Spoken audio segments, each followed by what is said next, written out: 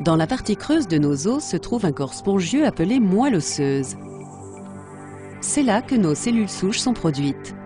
Les cellules souches sont des cellules immatures qui se différencient ensuite en diverses cellules sanguines.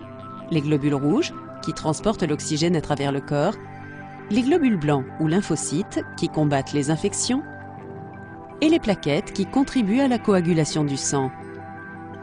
La leucémie myéloïde chronique, LMC, est un cancer des globules blancs présents dans le sang ou la moelle osseuse. La LMC est due à une anomalie génétique acquise. Au cours de la division cellulaire, une partie de l'ADN du chromosome 9 migre vers le chromosome 22. Cette forme anormale du chromosome 22 est appelée chromosome Philadelphie. Cette anomalie entraîne la transformation excessive de cellules souches en un type de globule blanc appelé granulocyte. Une partie de ces granulocytes ne parviendront jamais à maturité. On appelle les granulocytes immatures les blastes.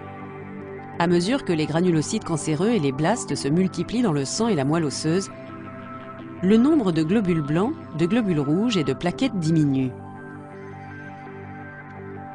Étant donné que la rate produit elle aussi des globules blancs, il arrive que des cellules cancéreuses s'y développent également. La leucémie myéloïde chronique a une progression lente. Les symptômes courants de cette maladie sont l'anémie, une perte de poids, de la fièvre et une hypertrophie de la rate.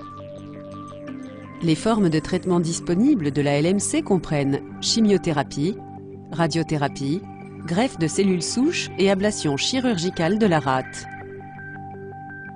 Le pronostic repose sur certains facteurs comme le stade de la maladie, l'âge et l'état général du patient.